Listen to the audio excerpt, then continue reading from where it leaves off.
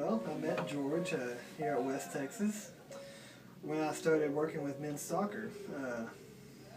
He was one of the returners and had a really good round through 2 days and got back on the team and got to know him because of some of his injuries he's currently had to work with throughout the summer, and is hoping to get better at that throughout his season so it wouldn't affect his play. He's a great characteristic of a soccer player. Every different athlete has a different type of personality, and soccer has their own unique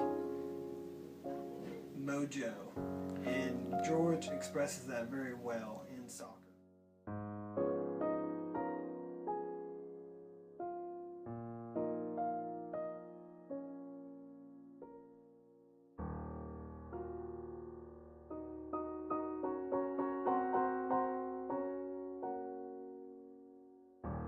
I feel like on the soccer field, George is actually in his element. I feel like he's fairly disciplined. He actually is totally different on the field usually, especially in a game situation, than he is in any other aspect. Discipline's a good word. He is a team player. He works well with others on the field. He's not really that selfish, which is kind of odd for soccer players sometimes, but I think he does well.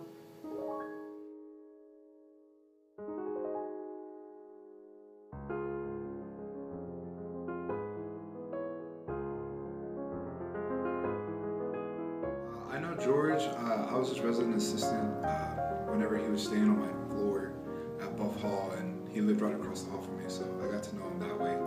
Always ran into him in the halls. George was a very cool guy. He always seemed pretty active. A lot of people like to go by, see him. He was always out and about, in and out. He seemed like a pretty nice dude.